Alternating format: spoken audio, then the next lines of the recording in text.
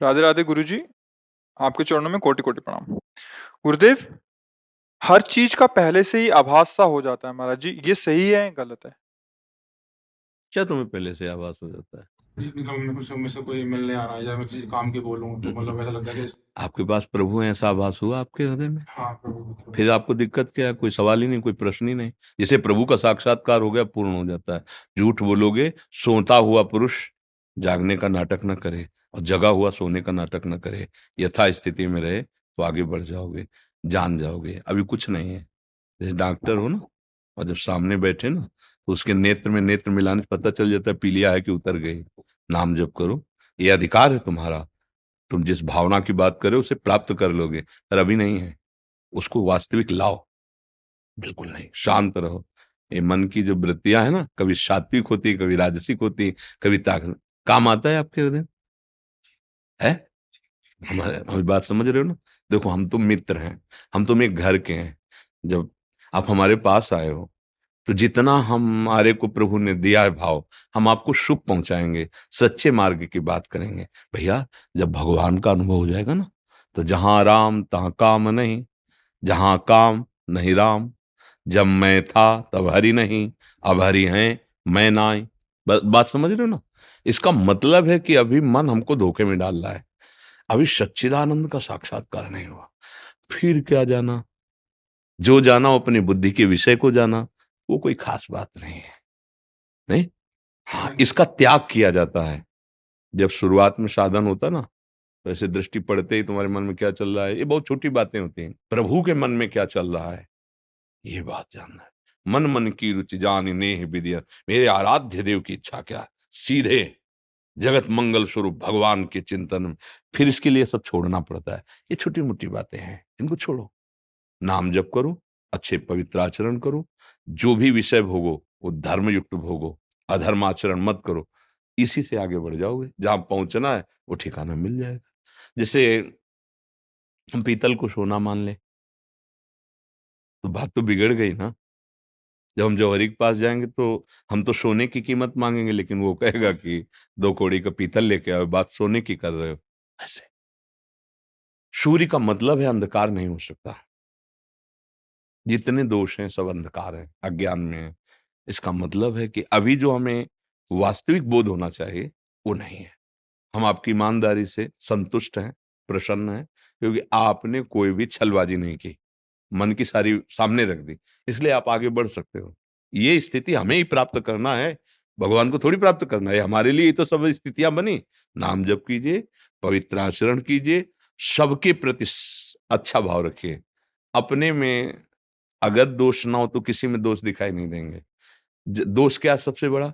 मतलब कोई चोरी कर रहा तो हम चोर हैं क्या? कोई व्यभिचार कर रहा तो हम व्यभिचारी हैं क्या? नहीं। आप में दोष अपने में गुणाभिमान का है, तभी दूसरे में दोष दर्शन होता है। और गुणाभिमान सबसे बड़ा दोष है। समझ, बिना गुणाभिमान के दोष नहीं हो सकता, दोष दर्शन नहीं हो सकता। तो सबसे बड़ा दोष जिसमें सारे दोष प्रकट होते हैं वो है अभिमान, गुणाभिमान, कि मैं तो ऐसा हूं, मैं तो कभी ऐसा नहीं किया। ये गिरा देगा। सुनो राम कर सहज स्वभाव, जन अभिमान न राखे कहो। बहुत अच्छा है, पर ये काम लायक चीज नहीं है। ये सब नहीं समझेंगे। ये क्या करेगी, धीरे से अभिमान से युक्त कर देगी। तो जहां हमें जो बंधन छोड़ना था वही और पुष्ट हो गया, और सात्विकता से चलो और सिद्धि आने लगेंगी। लेकिन उनसे काम थोड़ी बनेगा। काम तो बनेगा भगवत साक्षात्कार से। और वो जो सिद्धियों को स्वीकार कर लेता है उसकी योग्यता खो देता है। देखो, जब कोई सच्चाई से चलने लगता है तो पहले उसके तो पाप नष्ट होते, अंतःकरण पवित्र होता है, एकाग्रता बढ़ती, तब इंद्री द्वारों में दैवी शक्तियां बैठ जाती हैं उसके। इंद्री द्वार झरोखन नाना, बैठे देवता करि करि थाना, आवत देखें विषय बयारी, तुरते दे किवाड़ हारी। उसको भ्रष्ट करने के लिए सारे इंतजाम। अगर वो निकल गया और भ्रष्ट नहीं हुआ, तब फिर रिद्ध सिद्ध पेरें बहुआई, और बुद्धि लोभ दिखावें भाई, होय बुद्धि जो परम सयानी, तीन तन चितई ना अनहित जान। इनसे अनहित हो जाएगा। भगवत साक्षात्कार हटा दिया उसको भी, तब आगे प्रेम रस की तरफ बढ़ता है, और प्रेम से भगवान मिलते हैं। मिले न रघुपति बिन अनुरागा, बिना प्रेम के भगवान मिलते नहीं। भगवान शंकर कहते प्रेम ते प्रगट होए मैं जानी। प्रेम से ही भगवान प्रकट होते हैं। तो भगवान का साक्षात्कार करने के लिए जैसे यहाँ है ना, ये सुनी सुनाई बात है। अब ये अनुभव हमें करना है। इसी में तो सब संत महात्मा जन लगे भजन करते हुए। तो दैन्य भाव से लगो, हमारा ही अधिकार है भगवान को प्राप्त करना। और ये बहुत छोटी-छोटी बातें हैं। असलियत में सब कुछ जान जाओगे, भगवान जना देंगे ना, वो हृदय में ही बैठे हैं। आप हमारी बात समझे ना? आपको बुरा तो नहीं लगा ना? हाँ, क्योंकि देखो भाई आप हमारे पास आए हो, हम मुँह छुपरी आपसे बात कह दें, फिर बात बनेगी नहीं। सचिव, वैद्य, गुरु तीन जो प्री बोले भयास, तो राज धर्म तन तीन कर होई बेगहि नाश। अगर मंत्री मुँह छुपरी बात राजा की कहने लगा तो राज्य नष्ट हो जाएगा। अगर वैद्य मुँह छुपरी मरीज के अनुकूल हो गया तो मरीज मरेगा। और अगर गुरु शिष्य के अनुकूल ही बोलने लगा तो फिर गया। प्रश्न आप करने आए हैं अपने कहीं ना कहीं भाव की सुधार के लिए ही तो है ना। तो उसमें जो हमारा काम क्या है कि जैसे आप 80% ठीक हो गए तो हम बड़ाई नहीं करेंगे, हम 20% कमी तुम्हारे सामने रखेंगे। संसार में क्या है कि जैसे 80% कमी है तो 20% गुण दिखाता है और कहता है तुम काहे परेशान हो यार, इतना तो वो लोग नहीं करते कोई जितना तुम कर रहे हो। अपने लोग क्या करेंगे, 80% एकदम ढक देंगे, तुम्हारे सामने ही तुम्हारे वो गुण आने नहीं देंगे और 20% दोष प्रकाशित। क्या तुम अभी देखो ना, ये 20 है, इनको मिटाओ और जो 100% हो जाओगे तो आम खत्म हो जाएगा।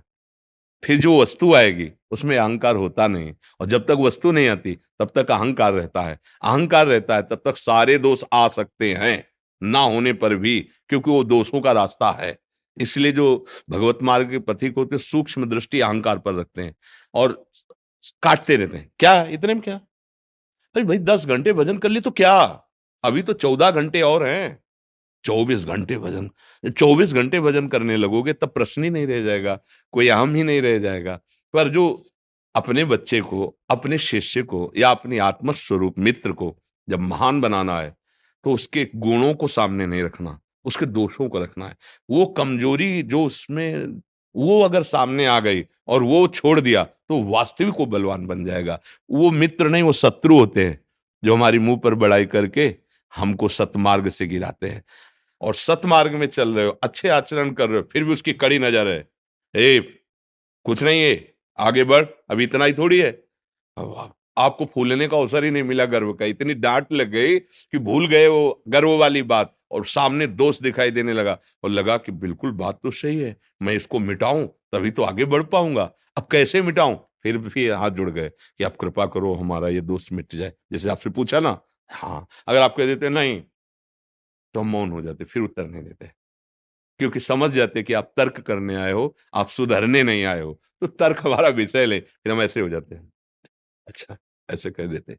क्योंकि आप अगर सुधरने की बात की तो आपने कहा हाँ, ये दोष है, बस हमारी बात बन गई, अब इसको मिटाओ, क्योंकि यही भगवान की प्राप्ति में सबसे बड़ा बाधक। इसी से क्रोध और लोभ आदि का प्रादुर्भाव होता है। कामा संजायते क्रोधा, काम की पूर्ति में लोभ मोह मद मत्सराद। बहुत अच्छे हो, आनंद पूर्वक आगे बढ़ो, क्योंकि ये कोई स्थिति नहीं है। अभी आगे जो परमानंद की स्थिति है वो बहुत दूर है। षड विकार जित अनघा कामा, ये आगे बढ़ना, चलो।